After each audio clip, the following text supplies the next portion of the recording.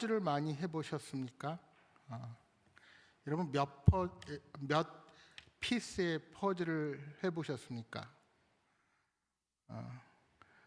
여러분 기억하시는지 모르겠는데 지금부터 한 8년 전에 우리가 부여에서 재직 수련회로 1박을 하면서 그때 여러 조로 나뉘어서 우리 교회 모양의 퍼즐을 함께 완성시킨 적이 있습니다. 상당히 커다란 퍼즐이죠.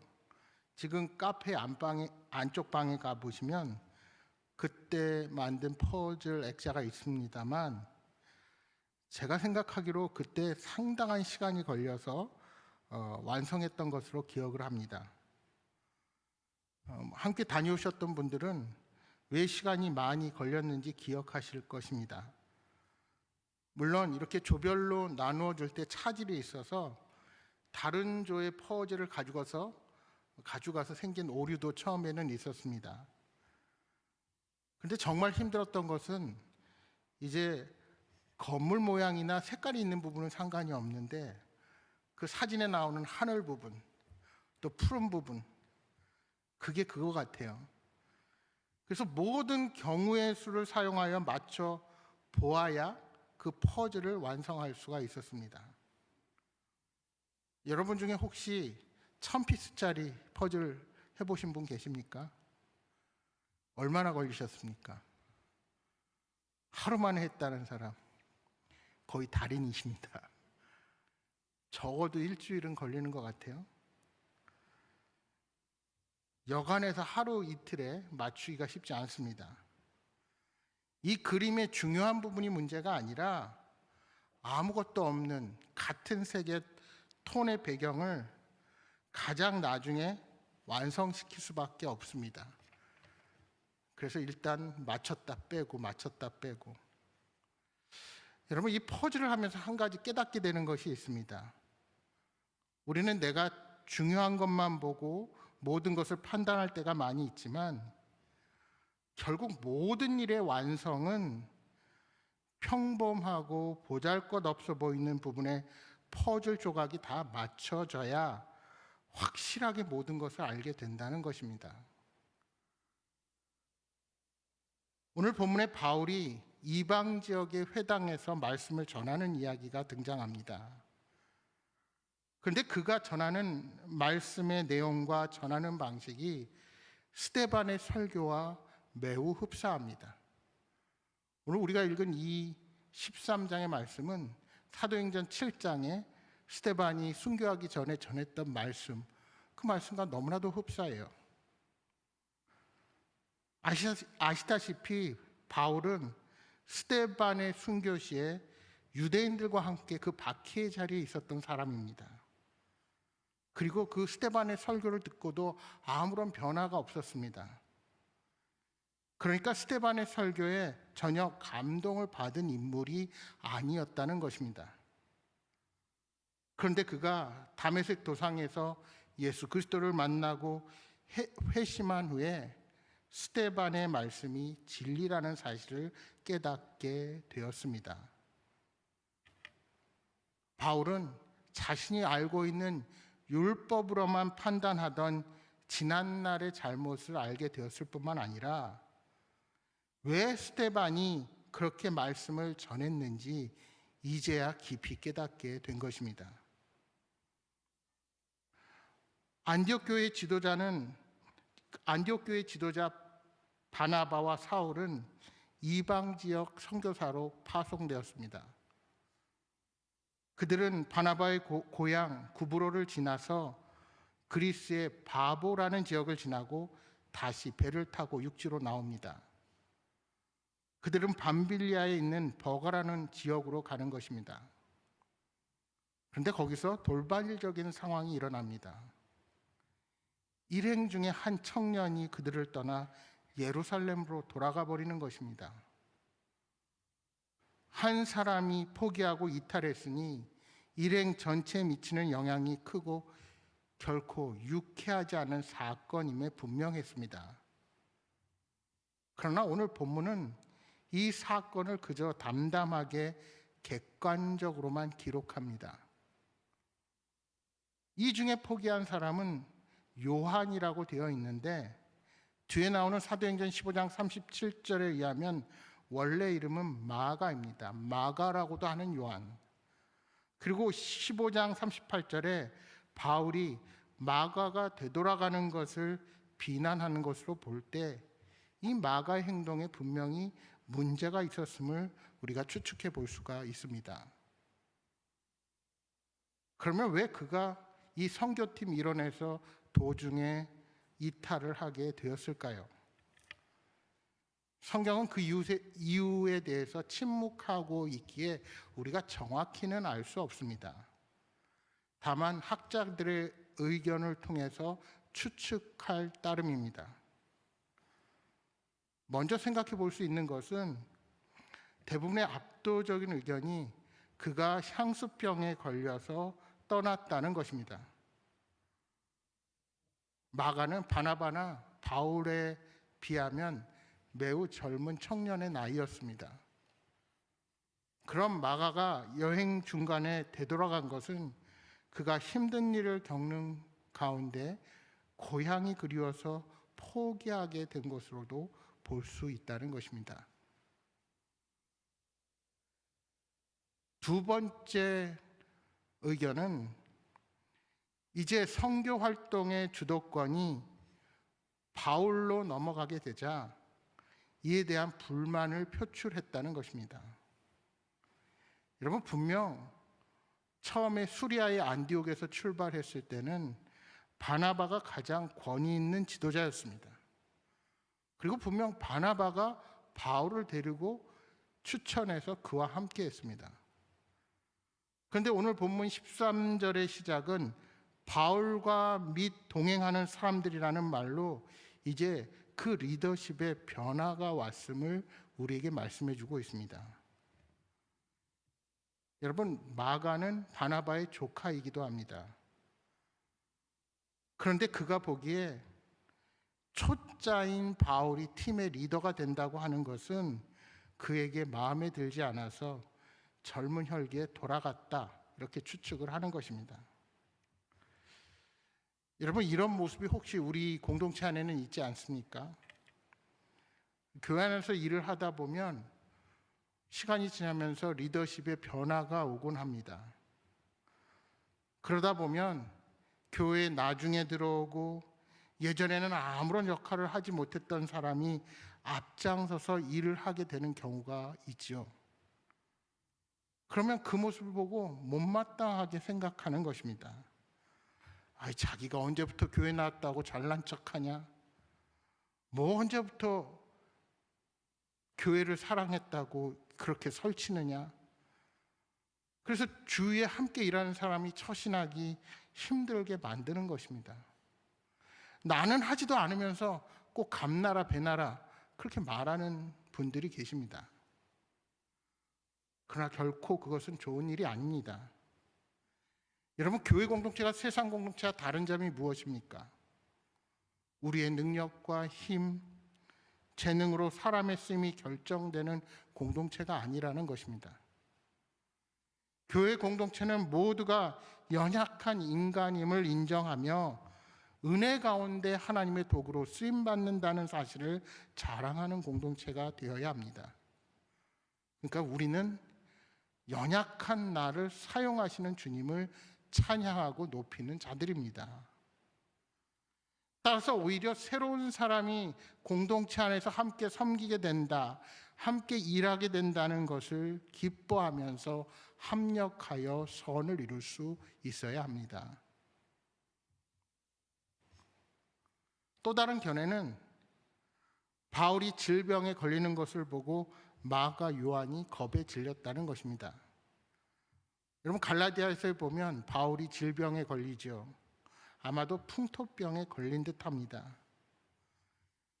또 어떤 분들은 이것이 바울이 고린도후서에서 말하는 육체의 가시라고 이해하는데 거기 보면 병명이 무엇인지를 정확히 말하지 않습니다. 그래서 누구는 안질이라고도 하고요.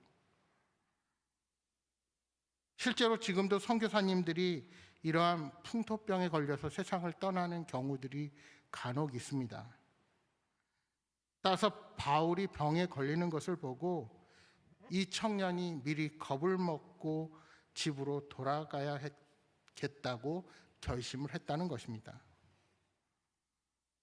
어쨌든 예루살렘으로 돌아간 마가라 하는 이 요한으로 인하여 이후 2차 선교 여행에서 바울과 바나바가 헤어지는 결과를 가져오게 됩니다. 여러분, 이처럼 하나님의 일을 함에 있어서도 인간적인 의견의 차이로 서로 따로 사역할 수도 있다는 사실을 인정해야 합니다. 우리 인간은 그렇게 연약한 자들입니다. 이제 더 나아가 선교팀은 비시디아 안디옥에 이르러 안식일에 회당에 들어가게 됩니다. 여러분, 그런데 전체적으로 따져보면 바울이 능력이 있어서뿐만이 아니라 이 비시디아 안디옥에서 선교의 주도권을 갖게 되는 그런 계기가 있습니다. 여러분, 바울은 다소라는 이방 지역에서 출생한 사람입니다. 이방 땅에서 태어났지만 정통 유대인이었고 독특하게 로마의 시민권을 벌써 가지고 있었습니다. 그러니까 이방 문화에 대한 지식이 해박하고 로마 제국하에서 시민권을 가졌기에 여러 선교 활동에 있어서도 제약을 넘어설 수가 있었습니다. 특별히 오늘 본문에 등장하는 이 비시디아 안디옥은 그 이력이 매우 독특한 도시입니다. 헬레니즘 문화 안에서 성장한 도시이기도 하고 후에 로마의 지배를 받게 된 것입니다. 그러니까 이 안에는 세 가지 문화가 공존했습니다. 본래 소아시아의 문화와 헬레니즘과 로마에 이르기까지.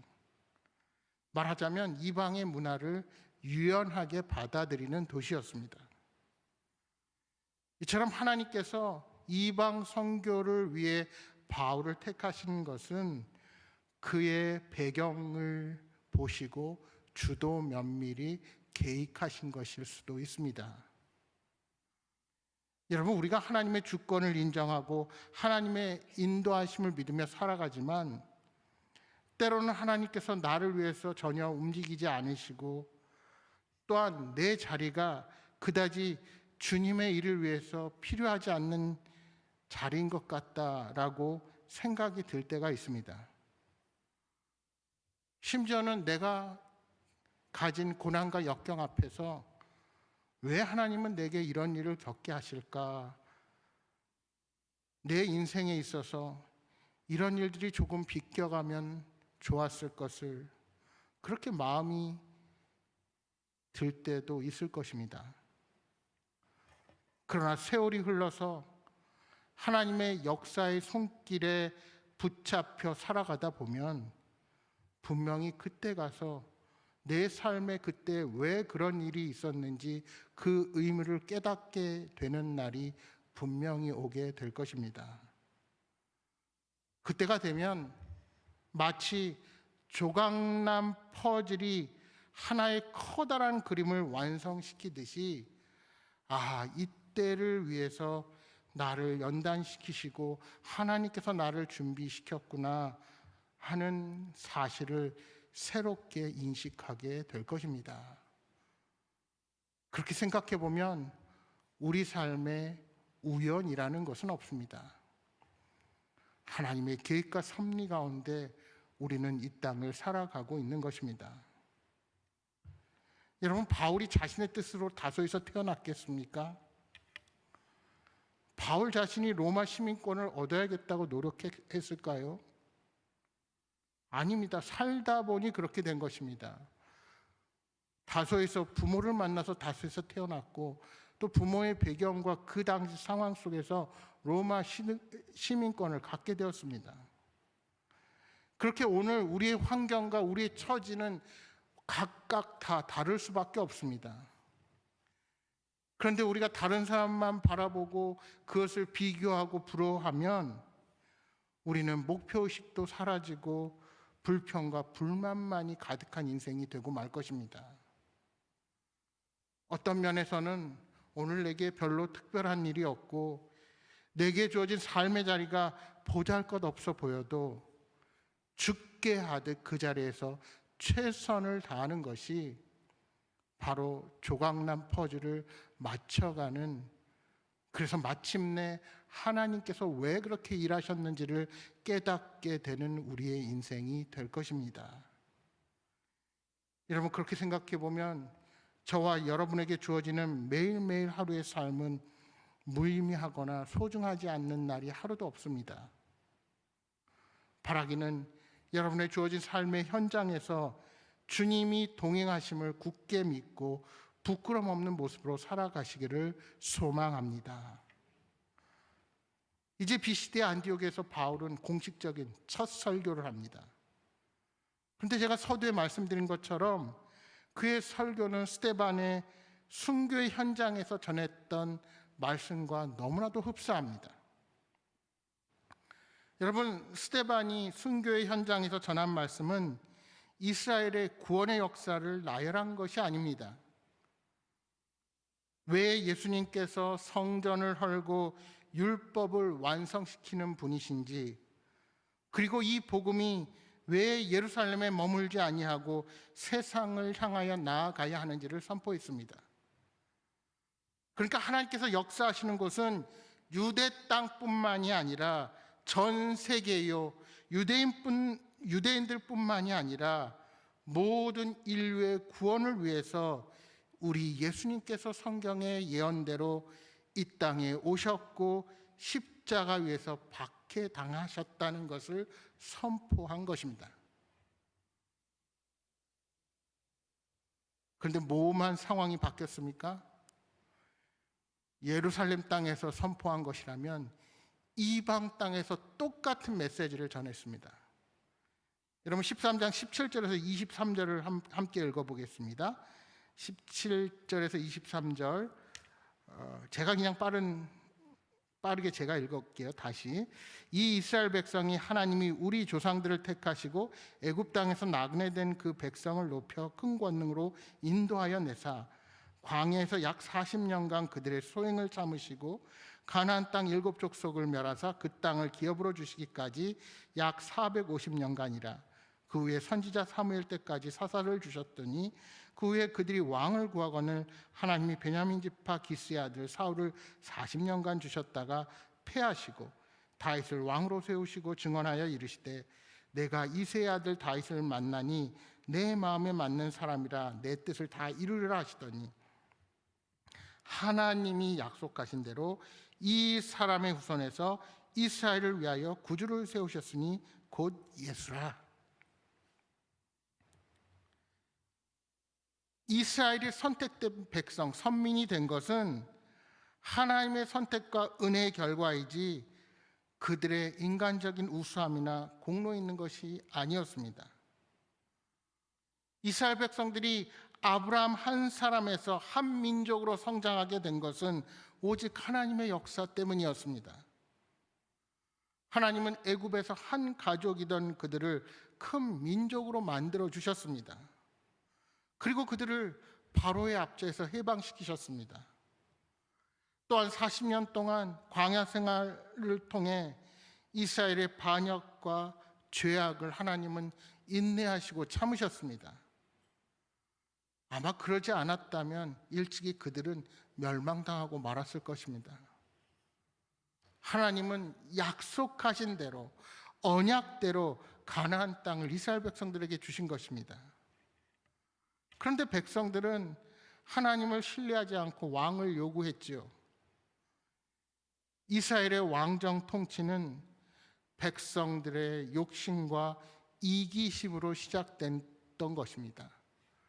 하나님이 이미 왕이신데 눈에 보이는 자신들의 왕을 그들은 요구했던 것입니다.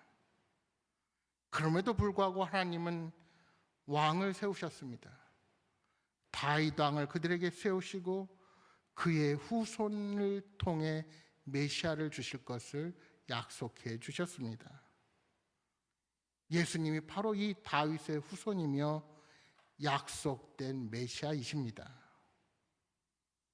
이처럼 바울의 설교는 스데반의 설교처럼 이스라엘의 역사를 통하여 예수 그리스도가 오시기까지 하나님의 사랑을 그들에게 선포한 것입니다. 여러분, 바울의 설교는 딱딱하고 지루한 것처럼 보이지만 예수 그리스도께서 이 땅에 오시기까지 성경의 역사성을 강조한 것입니다. 여러분, 바울이 왜 그렇게 선포했을까요? 지금 그 비시디아 안디옥의 그 회당 안에 있는 유대인들은 그 누구보다 율법과 말씀을, 구약 성경을 잘 알고 있는 사람들이었기 때문입니다. 그래서 구약 성경으로부터 전해온 메시아의 예언을 그들에게 전한 것입니다. 계속되는 33절에서 35절을 다시 보십시오. 곧 하나님이 예수를 일으키사 우리 자녀들에게 이 약속을 이루게 하셨다 함이라. 시편 2째 편에 기록한 바와 같이 너는 내 아들이라 오늘 너를 낳았다 하셨고, 또 하나님께서 죽은 자 가운데서 그를 일으키사 다시 썩음을 당하지 않게 하실 것을 가르쳐 이르시되 내가 다윗의 거룩하고 미쁜 은사를 너에게 주리라 하셨으며, 또 다른 시편에 일렀을 때 주의 거룩한 자로 썩음을 당하지 않게 하시리라 하셨느니라. 여기 33절에 말하는 약속은 무엇입니까? 이 약속은 다윗에게 한 약속입니다.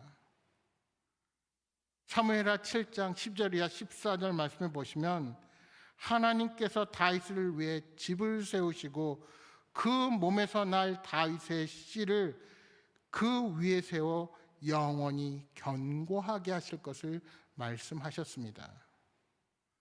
그러면서 말씀하시기를 나는 그의 아버지가 되고 그는 나의 아들이 되리라 말씀하셨습니다. 따라서 예수 그리스도께서는 하나님의 아들이시면서 육신을 따라 난 약속의 성취라는 것입니다. 여기서 하나님이 낳았다는 것은 일반적인 인간의 생물학적인 탄생을 의미하는 말이 아니라 하나님께서 친히 낮아지셔서 인간이 된 사건, 바로 예수님의 성육신의 사건을 의미하는 것입니다. 여러분, 무엇을 말하는 것입니까? 죽을 수밖에 없는 우리를 구원하시기 위해 예수님께서 인간의 모습을 입고 이 땅에 오셨습니다.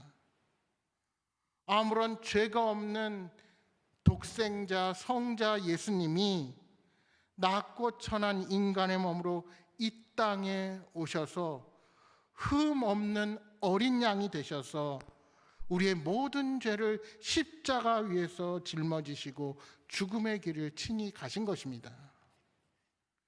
따라서 그 죽음의 자리는 죄로 죽을 수밖에 없는 사탄의 권세를 멸하는 승리의 자리이기도 한 것입니다.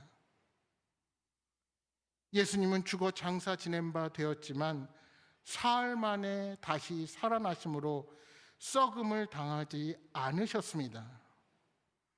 이 또한 메시아의 예언에 대한 실현입니다. 이제 바울은 이사야서 55장 3절 말씀을 인용하면서 다윗에게 약속된 거룩한 메시아는 바로 그리스도 예수님이심을 강조하는 것입니다. 이사야서 55장 3절에 이렇게 말씀합니다. 내가 너희를 위하여 영원한 언약을 맺으리니 곧 다윗에게 허락한 확실한 은혜이니라. 그러면 이 약속이 예수님과 어떤 관계가 있습니까? 35절에 다윗의 시편 16편 10절을 인용하면서 주의 거룩한 자는 썩음을 당하지 않는다고 고백합니다. 그러니까 이 다윗의 고백은 장차 오실 메시아 우리 예수 그리스도에 대한 예언이었던 것입니다. 그렇습니다. 그 예언대로 하나님의 거룩한 자는 예수 그리스도이시고 그분은 십자가 위에서 죽으셨지만 썩음을 당하지 않으셨습니다. 왜냐하면 하나님께서 그를 다시 살리셨기 때문입니다. 바울은 이렇게 예수님께서 하나님이 보내신 메시아이심을 유대인들 앞에서 증언한 것입니다. 그의 설교는 그렇게 구약에서 예언됐던 메시아, 그분이 우리 예수님이요 우리의 구원자가 되신다는 사실을 강조한 것입니다. 그리고 계속되는 38절 39절에 이렇게 선포합니다. 그러므로 형제들아 너희가 알 것은 이 사람을 힘입어 죄사함을 너희에게 전하는 이것이며 또 모세의 율법으로 너희가 의롭다 하심을 얻지 못하던 모든 일에도 이 사람을 힘입어 믿는 자마다 의롭다 하심을 얻는 이것이라. 이제 바울은 설교의 결론을 내립니다. 그 결론이 무엇입니까? 죄사함을 입는 길은 모세의 율법이 아니라 이 사람 곧 그리스도 예수님을 힘입는 것이라는 결론입니다. 유대인만이 또는 유대인이어야 구원을 얻는 것이 아니라 예수님을 믿음으로써 구원을 얻게 된다는 것입니다. 여러분, 당시 유대인들은 이방인들이 구원을 받으려면 할례를 받고 율법을 지켜서 유대인들과 같아져야 된다고 생각했습니다. 그러나 예수님은 오직 믿음으로 구원받는 길을 열어주신 것입니다. 결국 바울은 오직 예수님만이 우리의 죄의 문제를 해결할 수 있고 우리를 구원에 이르게 함을 그들에게 선포한 것입니다. 우리가 전심으로 알기에 힘써야 하시는 분이 바로 예수 그리스도 한 분뿐이라는 것입니다. 여러분, 스데반이 이와 똑같은 설교를 했을 때 그의 증거를 아무도 안 믿었습니다. 그리고 오히려 스데반에게 돌을 던졌습니다. 그런데 그 자리에 같이 핍박하던 사울, 이제 바울이 된 그 사울이 왜 똑같은 방법으로 똑같은 설교를 전할까요? 그도 예루살렘에서 스데반의 설교를 듣고 회개하지 않았습니다. 더 역설적으로 바울은 예수 믿는 사람들을 잡아 죽이려고 다메섹까지 쫓아갔던 사람입니다.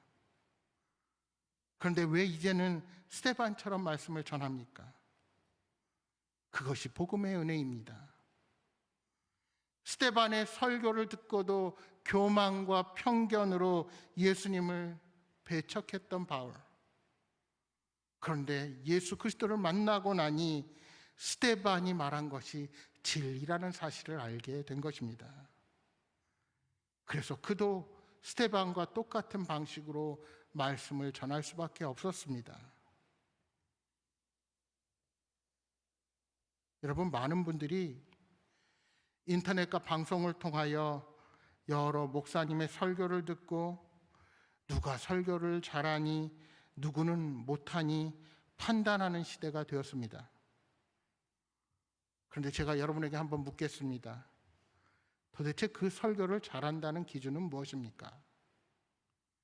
재미있는 예와 독특한 전개 방식, 쉬운 말을 사용하는 것 등등 각자가 중요하게 생각하는 것이 있겠지요.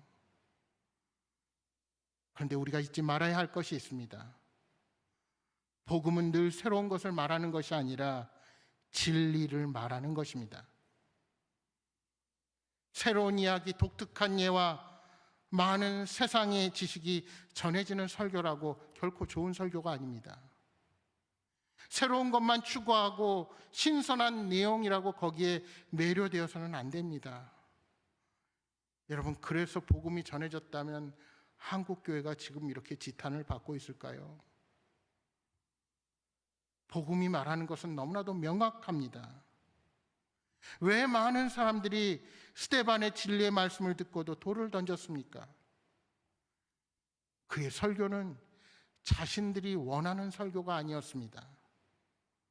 그들은 진리를 좇은 것이 아니라 자신들이 원하는 답을 그가 해주기를 바랬던 것입니다. 사랑하는 여러분, 우리의 귀를 즐겁게 하고 우리의 지식을 넓혀준다고 하여도 성경의 진리가 아니면 하나님의 말씀이 아닙니다. 바울은 누구보다도 청년 시절부터 율법에 지식이 많았고 헬라 철학과 문화에도 능통했던 사람이었습니다. 그러나 성령 하나님께서 그의 마음에 찾아오지 않으실 때는 스데반이 선포한 그 말씀이 진리인 줄 몰랐고 그 자신을 결코 변화시키지 못했습니다. 이 말을 바꿔 말하면 무슨 말입니까? 구원은 우리의 노력으로 얻어지는 것이 결코 아니라는 것입니다. 우리에게 임한 구원은 지식적으로 깨닫고 도를 깨달으며 종교적 행함을 통해서 얻어지는 것이 아닙니다. 구원은 전적으로 하나님 편에서 우리에게 주시는 선물입니다. 그래서 바울은 에베소서 2장 8절에 이렇게 고백합니다. 너희는 그 은혜에 의하여 믿음으로 말미암아 구원을 받았나니 이것은 너희에게서 난 것이 아니요 하나님의 선물이라. 그러니까 바울이 스데반의 설교와 같은 방식으로 말씀을 선포하는 것은 과거에 말씀을 깨닫지 못했던 자기 자신의 회개의 고백이기도 한 것입니다. 그렇게 구원은 전적으로 이스라엘 백성들을 통하여 수많은 시간에 걸쳐서 예비하시고 마침내 역사하신 하나님의 사랑의 결실이라는 것을 그는 강조하고 있는 것입니다. 그리고 이제 예루살렘 땅이 아닌 이방 땅에서 그 말씀이 선포되었을 때 유대인들 뿐만이 아니라 하나님이 예비하신 모든 것에 그 말씀이 선포되고 그렇게 예수님이 구원의 역사로 모든 백성들을 구원하실 것을 예비하셨다는 사실을 알게 되는 것입니다. 바울은 십자가에서 죽으신 예수 그리스도를 생각할 때마다 나를 살리려고 하나님께서 지불하신 값이 얼마나 큰지 뼈저리게 느끼게 되었습니다. 결국 그가 스데반이 전한 설교를 따라하는 것은 그 설교가 결코 잘못된 설교가 아니었다는 것을 증언하는 것이 됩니다. 나를 봐라. 그 자리에서 함께 스데반을 죽이고 예수 믿는 자들을 핍박하려 했던 나까지도 그 하나님의 은혜 복음 아래 거하게 되었다고 그들에게 증언하고 있는 것입니다. 여러분, 이것이 복음이 갖는 능력입니다. 그래서 오늘 저와 여러분은 소망이 있는 사람들입니다. 내게 가능성이 있어서가 아니라 죄인인 저와 여러분을 구원하시고 자녀 삼아 주셨을 뿐만 아니라 오늘도 복음의 증인으로 살아가게 하시는 주님 때문에 저와 여러분은 소망이 있는 사람들입니다. 이제 42절과 43절의 말씀을 우리 다시 한번 함께 읽어보겠습니다. 42절 43절 같이 읽겠습니다. 그들이 나갈새 사람들이 청하되 회당의 모임이 끝난 후에 유대인과 유대교에 입가 경건한 사람들이 많이 바울과 바나바를 따르니 두 사도가 더불어 말하고 항상 하나님의 은혜 가운데 있으라 권하니라. 아멘. 스데반의 순교 때와는 달리 사람들은 바울의 설교에 귀를 기울였습니다. 놀라운 일이 일어나죠. 다음 안식일에도 이러한 말씀을 해달라고 요청하는 것입니다. 성령의 역사가 그들 가운데 임하니 많은 사람들이 바울과 바나바를 따르게 된 것입니다. 여러분, 우리가 신앙생활을 하면서 잊어서는 안 될 것 중에 핵심은 바로 은혜라는 것입니다. 그렇기 때문에 신앙의 수준과 모습과는 상관없이 하나님 편에서 전적으로 우리에게 베푸신 그 사랑 때문에 오늘 우리는 그 은혜 가운데 살아갈 수가 있게 되는 것입니다. 그 은혜가 저와 여러분에게 기초가 되어 오늘 우리에게 소망이 있는 것입니다. 여러분 생각해 보면 내 의지와 힘으로 결정해서 이룰 수 있는 것이 아무것도 없습니다.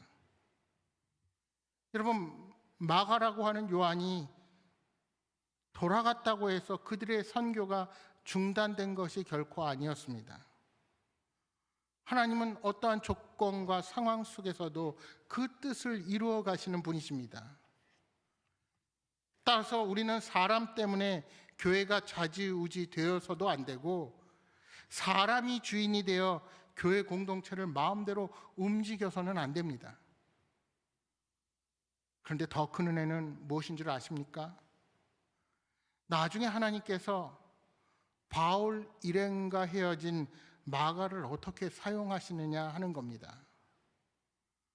우리 디모데후서 4장 9절의 말씀을 한번 찾아보겠습니다. 신약 346면 디모데후서 4장 9절 말씀.